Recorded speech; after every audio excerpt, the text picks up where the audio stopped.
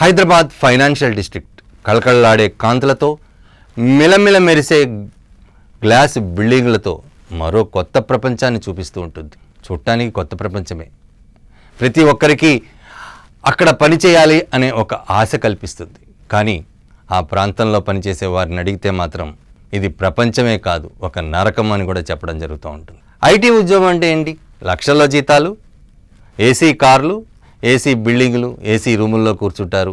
ఇక వీకెండ్ వస్తే పార్టీలు. ఇది ప్రతి ఒక్కళ్ళ మైండ్లో ఉన్న ఆలోచన.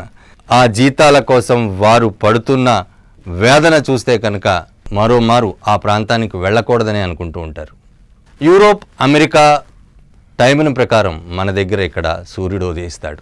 ప్రతి ఒక్కరూ ఇంటికి వెళ్ళే సమయంలో వీళ్ళు మాత్రం ఐటీ బ్యాగులు, కంప్యూటర్లు, ల్యాప్టాప్లు పట్టుకొని అటు గచ్చిబౌలి ఫైనాన్షియల్ స్టేట్స్కి వెళ్తూ ఉంటారు. వెళ్ళిన తర్వాత నిద్రని ఆపుకుంటూ నిద్రని చంపుకొని తెల్లవారులు పనిచేయడం జరుగుతుంది.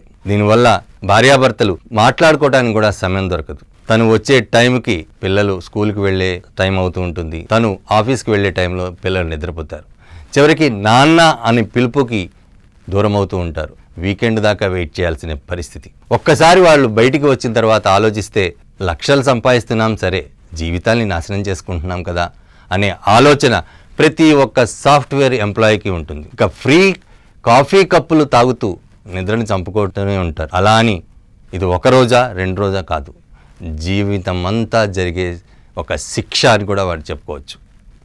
ఇటువంటి పరిస్థితి ఈ ఐటీ ఉద్యోగులది. ఈ ఐటీ ఉద్యోగులు ఇంకా ఆలోచిస్తే కనుక వారికి లేని రోగాలు లేవు అని కూడా చెప్తూ ఉంటారు.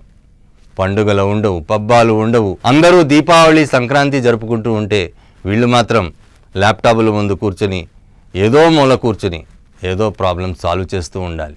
తల్లి ఫోన్ చేసి నాన్న భోజనం చేశావా అని అడిగితే కన్నీళ్లను ఆపుకుంటూ గుటక మింగి చేశానమ్మా అని అబద్ధం చెప్తారు. అది వారి పరిస్థితి. ఇటువంటి పరిస్థితుల్లో ఉద్యోగాలు చేస్తూ బీపీ, షుగర్ ఇటువంటివన్నీ తెచ్చుకుంటూ కూడా వాళ్ళంతా కూడా మన హైదరాబాద్ని ఐటీ హబ్గా మార్చారు.